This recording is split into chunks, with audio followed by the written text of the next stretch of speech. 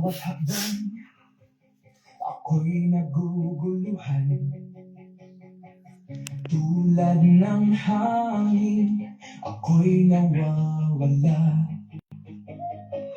Pait ng buhay, akong tinatama.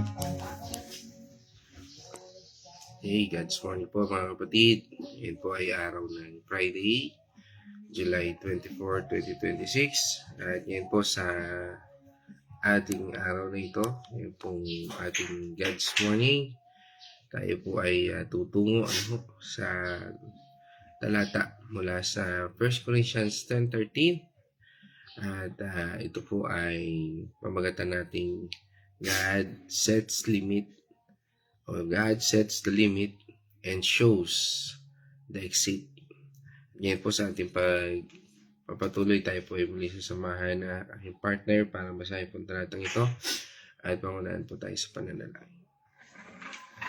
God's morning mga kapatid. Tayo po ay babasa sa unang mga Korinto 10 verse 13. Wala pang pagsubok na dumarating sa inyo na hindi nararanasan ng lahat ng tao. Tapat ang Diyos at hindi niya ipinahihintulot na kayong subukin nang higit sa inyong makakaya.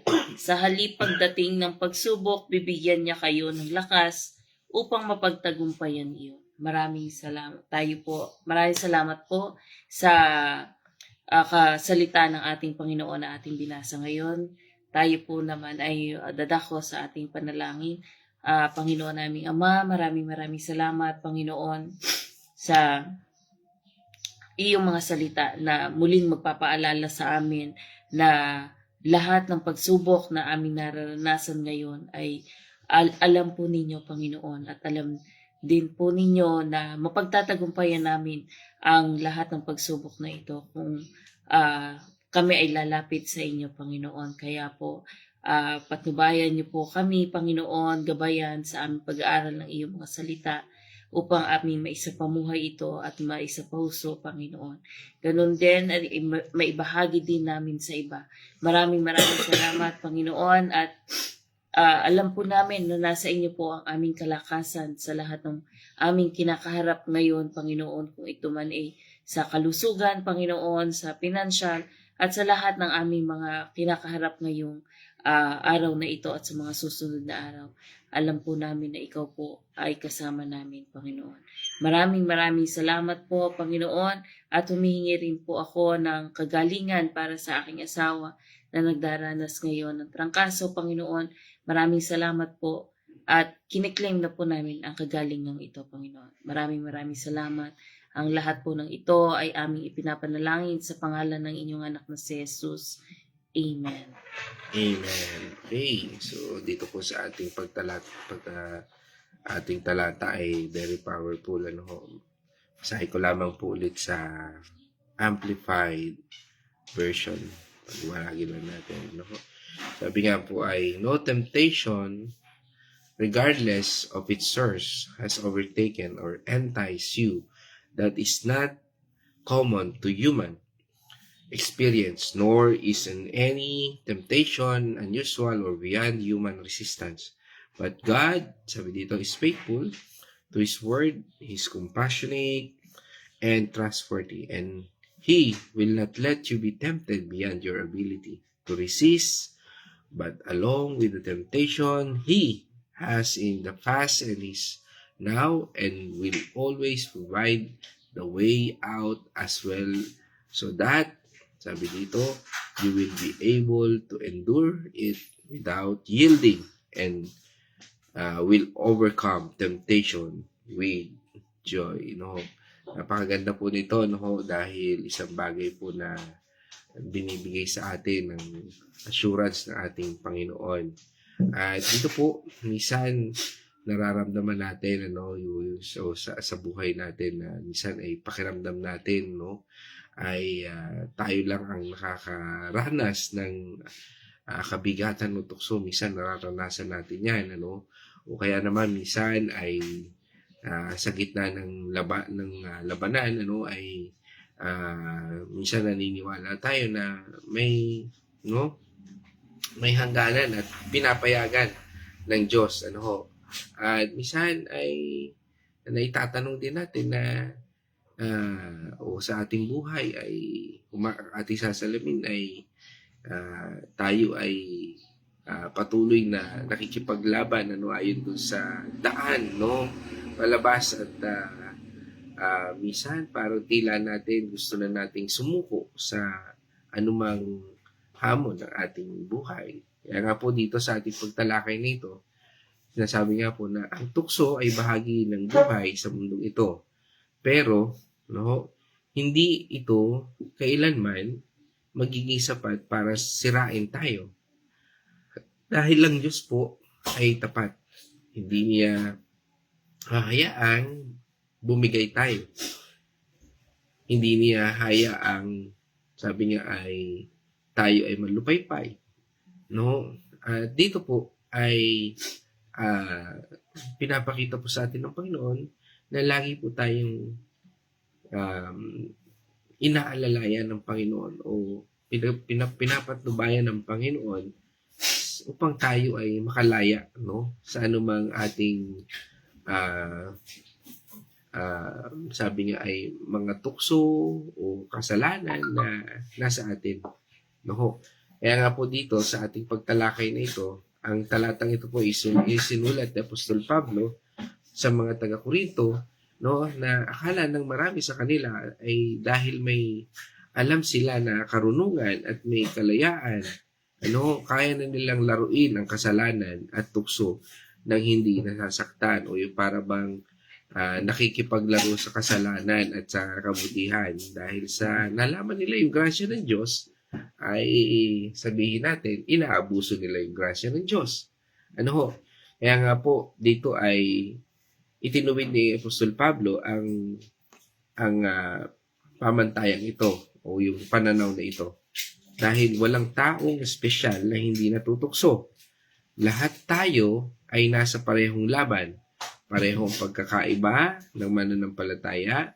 Yan po ay yung sabi nga ay at kinakailangan po nating maging tapat, no?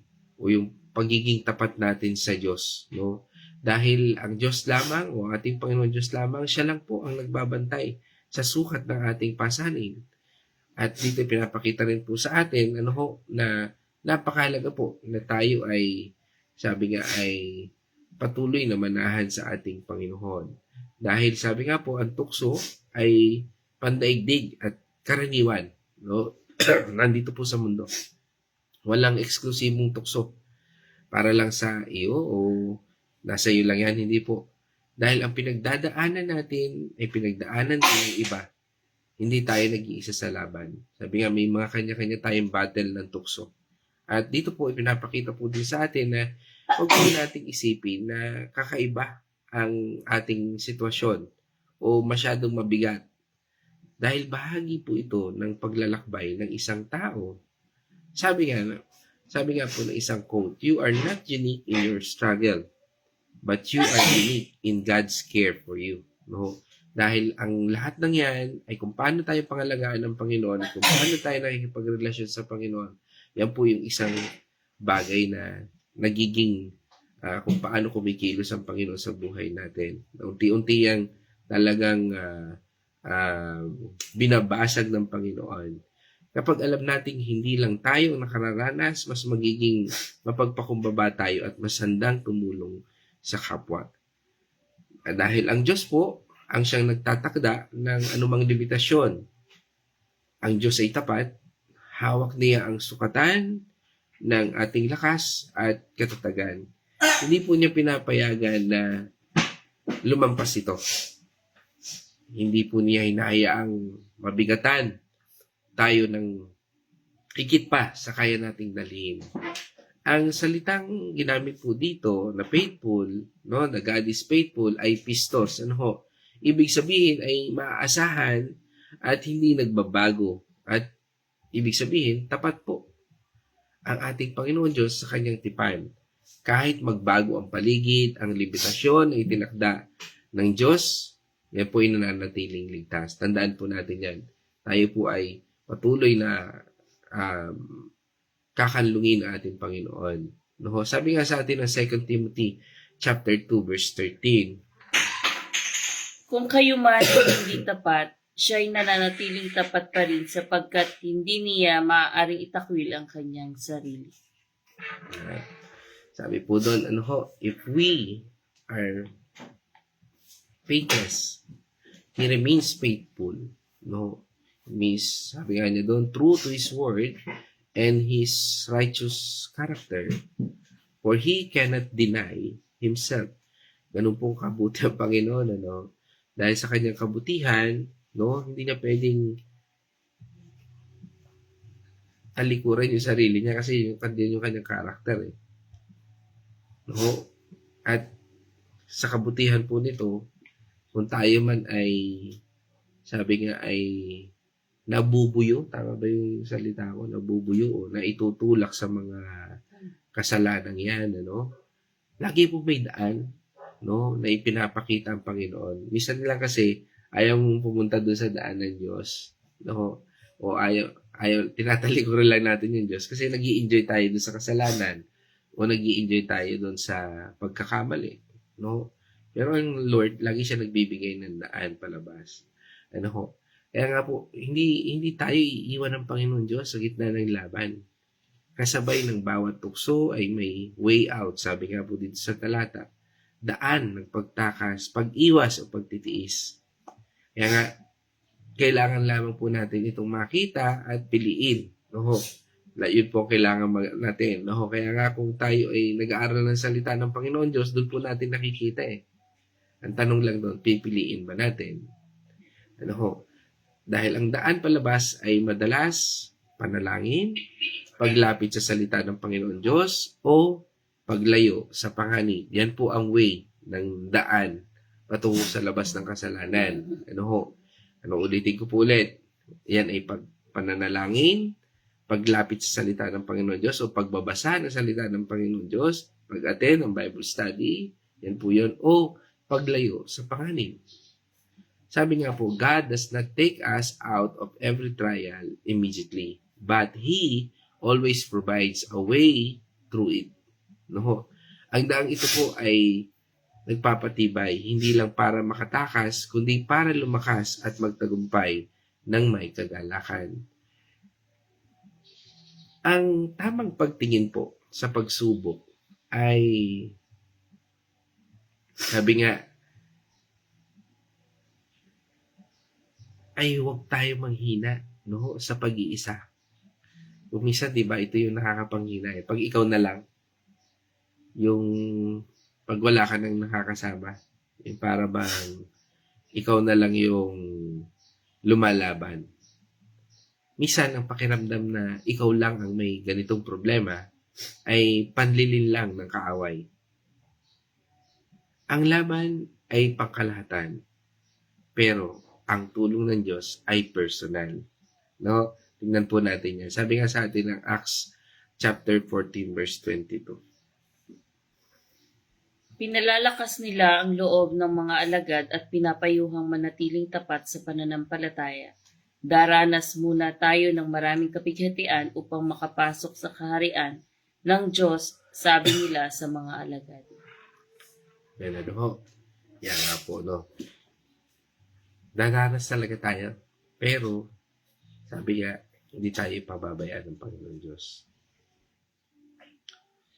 Huwag po nating sukatin ang bigat ng problema gamit ang sarili nating lakas. Kundi sukatin po natin ito gamit ang katapatan ng Diyos. Kung pinapayagan ng ating Panginoon Diyos ito, ibig sabihin, may kakayahan tayong harapin ito sa pamamagitan niya. Sabi nga sa atin, di ba? Isang popular verse, Philippians 4:13. Philippians, teka po. 13. Hanggang makamtan natin ng isang pananampalataya at pagkilala sa anak ng Diyos at maging ganap ang ating pagkatao ayon sa pagiging ganap ni Kristo. Yan, Kaya nga po, hanapin po natin ang way out. minsan, ang daan palabas ay hindi pagtanggal ng problema, kundi pagbibigay ng lakas na tiisin ito. Huwag maghanap ng madaling paraan. Hanapin po natin ang paraan ng Diyos. Ito ang nagpapanatili ng ating kalayaan at kabanalan. Sabi nga sa atin ng Psalm 119 verse 105, Salita mo'y isang tanglaw na sa akin ay patnubay sa landas kong daraanan, liwanag na tumatanglaw. Amen. Nako, yan po. Your word is a lamp to my feet and light to my path. Gamitin po natin ang salita ng ating Panginoon Diyos. Ang siyang magturo sa atin kung saan ang daan palabas. Hindi po tayo maliligaw kung ang susundan natin ay salita ng Panginoon Diyos. Sabi rin po sa atin ng Psalm 34 verse 19, Ang taong matuwid may suliranin man sa tulong ni Yahweh, agad maiibsan. yan. Lagi po tayong manahan sa ating Panginoon. Dahil kung tayo ay, sabi nga ay marami man ang ating mga pagsubok, pero laging nandyan ang ating Panginoon para iligtas tayo. Sabi rin sa atin sa James 1 verse 12, Mapalad ang mga taong nananatiling tapat sa kabila ng mga pagsubok, sapagkat matapos siyang sukatin, tatanggap siya ng gantimpala ng buhay na ipinangako ng Panginoon sa mga umibig sa Kanya. Amen. No? Alam po ng ating Panginoon Diyos na ang pagtitiis ay may gantimpalang buhay. At yan ay buhay na walang hanggan. Kaya sabi nga, kung tayo ay nagtitiis alang-alang sa Panginoon, sigurado po na yan po ay ating mapagtatagumpayan. Sabi nga rin po sa atin ng 2 Peter chapter 2 verse 9, 2 Peter 2:9. Alam ng Panginoon kung paano ililigtas mula sa pagsubok ang mga tapat sa Kanya at kung paanong parusahan ang masasama hanggang sa araw na sila'y hatulan. Amen. Ano po? Alam po na ating Panginoon Diyos ang paraan. No? Tayo ang dapat magtiwala at sumunod.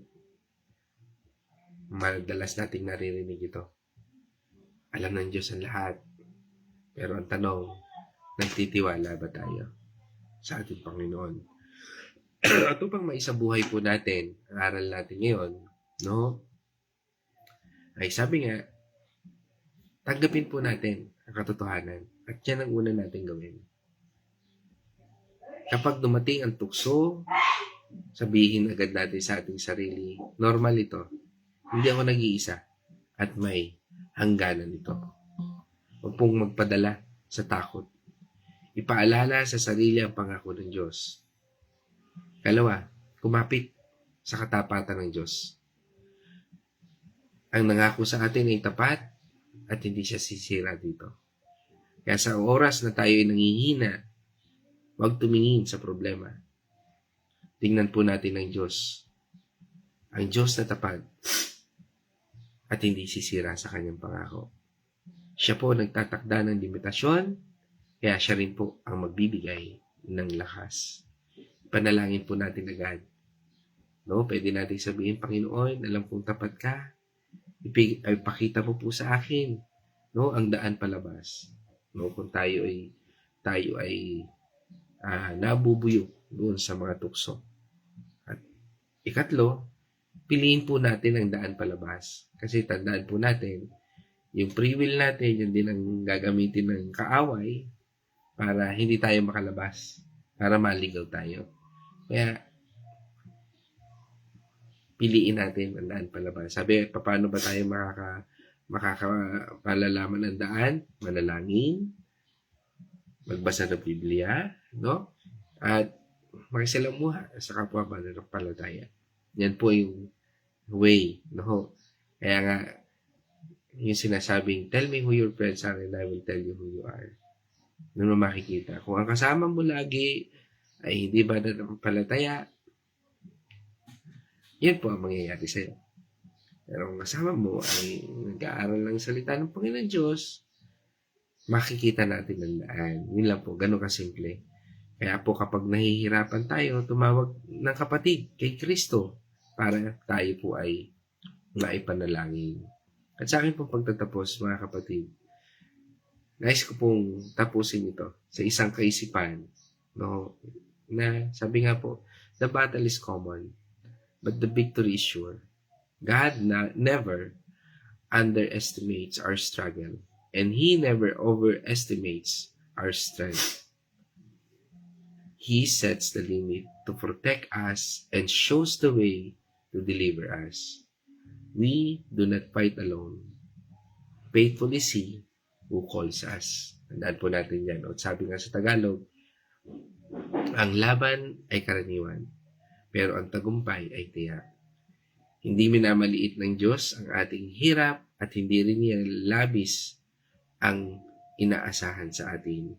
Nagtatakda po siya ng hangganan para protektahan tayo. At sabi nga po, nagpapakita ng daan para iligtas tayo. Hindi tayo, sabi nga ay lumalaban ng mag-isa. Tapat ang Diyos na tumatawag sa atin. Purihin po ang ating Panginoon Diyos. Diyan po ako magtatapos.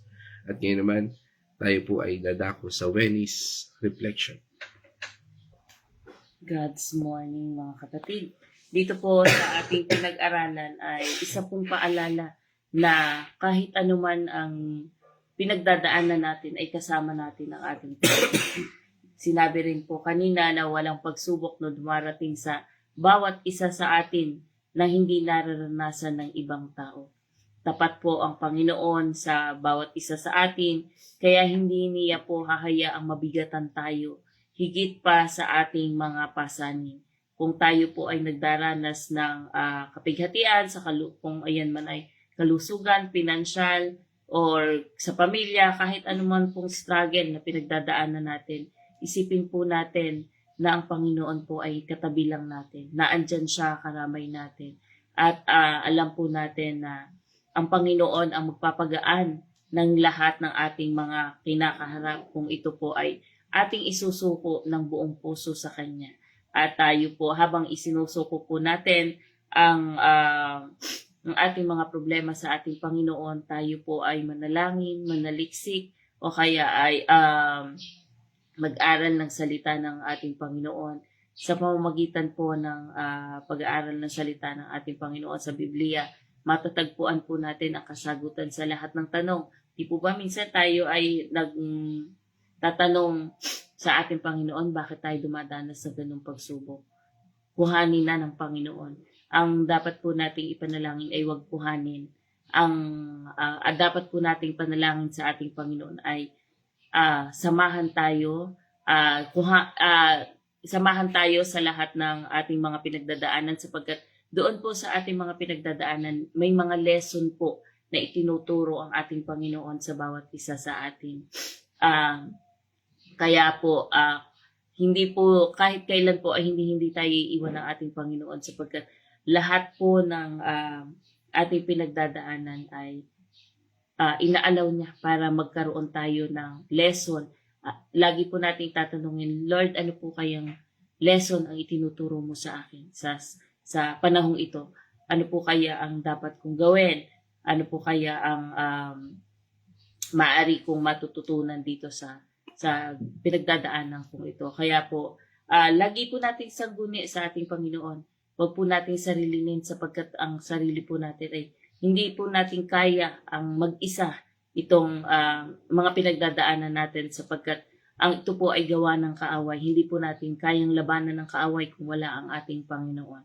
Kaya po, lagi po natin ibigay sa ating Panginoon. Kasabay po ng bawat ng pagsubok at paghahanda, siya ay laging may paraan at lakas upang malampasan natin ang bawat pagsubok na dumadating sa atin nang hindi tayo sumusuko. Kaya huwag tayong matakot at mag-isip na nag-iisa tayo dahil kasama natin ang ating Panginoon sa bawat laban ng ating buhay. Kaya po, dito sa ating mga pag-aaral na ito, napaka importante po nito at napakalaking tulong nito sa bawat isa sa atin sapagkat minsan dumadating po tayo na hindi na natin alam ang gagawin. Yung sagad na tayo doon sa ating iniisip, yung ating lakas ay sagad-sagad na kaya kailangan na natin ng tulong ng ating Panginoon upang mapunuan tayo at malabanan natin ang gawa ng kaaway ng mas malakas na puwersa. Kaya po patuloy po tayo manahan sa presensya ng ating Panginoon at dito po sa ating natutunan ngayong umagang ito, gamitin po natin sa ating mga circumstances sa pinagdadaanan sapagkat talagang ang Panginoon po ay naandyan lang sa ating tabi at humingi lang tayo ng gabay at patnubay sa ating Panginoon. So yun lamang po. Maraming salamat po and God bless sa inyong lahat. Okay. Kaya naman po tayo sa ating mga kapatid via online. At ang kasama po natin ngayon ay walang iba, no? Hindi ang ating kumari, no? Yan, salamat sa masarap na Sinantulan daw yun. sinantulan, no? Sarap. Okay, yan. Kasama po natin si ang family Azucena at Tanyo. Kasama po natin si Kumaring Carmeline at syempre pagbati rin natin kay Paring Arthur, no? At ganun din sa mga baby, kay Julene at kay Pao, no? At pagbati rin natin kay aming inaanak dyan, kay Tyron at kay Janessa. Yan, sa mapagpalang umaga. Salamat, Kumare. Yan. At tungo naman tayo sa barangay San Ignacio. Kay Ralph, no? Yan, sa mapagpalang umaga. Mga ba, si Ralph nga ba ito? Kyle Lotz. Yan, at yan sa barangay San Ignacio, kasama po natin si Ralph. Yan, at ganun din from Dolores, Quezon, kasama po natin si Nay Remy Alinea, isang mapagpalang umaga po, Nay Remy.